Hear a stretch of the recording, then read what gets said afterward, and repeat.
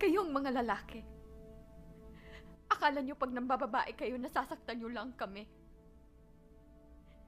Makikipagtsuktsakan kayo tapos ini-expect nyo, iiyak lang kami. Itutulog ang sakit tapos pagising okay na.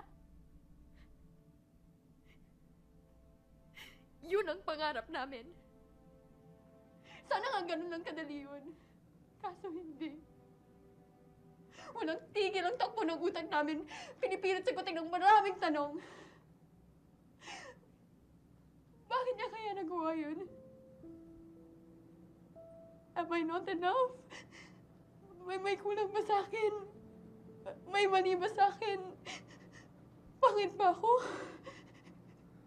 Pangit ba ang katawan ko? Kapalit-palit ba ako? No. Then why? Bakit mo ako nagawang lokohin?